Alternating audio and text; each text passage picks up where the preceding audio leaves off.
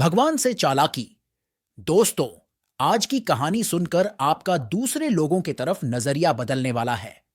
अगर आप में थोड़ा सा भी अहंकार है तो वह कम होने वाला है। इसीलिए इस कहानी को एक बार पूरी जरूर सुनिएगा और उन्हें भी सुनाइएगा जिन्हें आपके हिसाब से लगता हो कि यह कहानी सुनकर कुछ फायदा हो सकता है। तो चलिए शुरू करते हैं कहानी। यह कहानी एक बहुत ही चालाक और बुद्धिशाली आदमी की है। ये चालाक आदमी हमेशा अपना फायदा निकालने के लिए अपनी चालाकी का, अपने बुद्धि का गलत इस्तेमाल करता था। एक बार इसे पता चला कि किसी एक पहाड़ी की चोटी पर पहुंचकर भगवान से सीधे बात की जा सकती है और उनसे कोई एक अपनी इच्छा पूरी करवाई जा सकती है। वो आदमी किसी तरह उस पहाड़ी की तलाश करके उसकी चोटी पर चढ़ने में कामयाब हो गया और उस चोटी पर जाकर वह चिल्ला चिल्लाकर भगवान को बुलाने लगा। भगवान ने उससे वहां आने का कारण पूछा तो पहले यह आदमी अपनी चालाकी का प्रदर्शन करने लगा।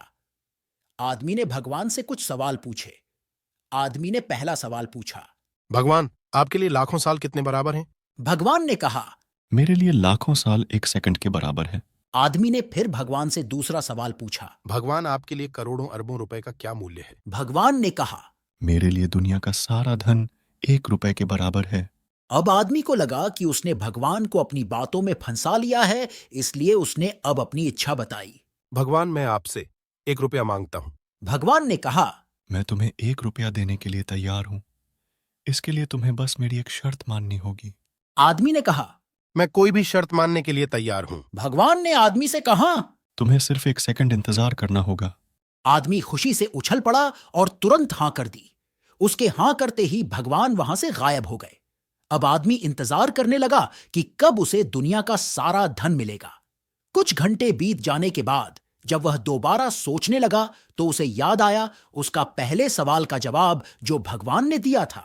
उसके हिसाब से भगवान के लिए 1 सेकंड यानी आदमी के लिए लाखों करोड़ों साल के बराबर है।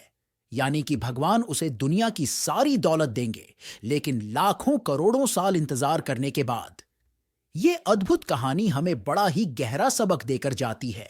यह कहानी हमें सिखाती है कि कभी भी हमें हमारे सामने वाले को कम नहीं समझना चाहिए। अगर हम सामने वाले से ईमानदार रहेंगे, हम उसके साथ अच्छा ही करेंगे तो हमारे साथ भी अच्छा होगा और हम सामने वाले को जो देंगे वही हमें वापस मिलेगा। हम सामने वाले को खुशी देंगे तो हमें खुशी वापस मिलेगी। हम उसे दुख देंगे तो दुख मिलेगा। वफादारी के बदले वफादारी और धोखे के बदले हमें धोखा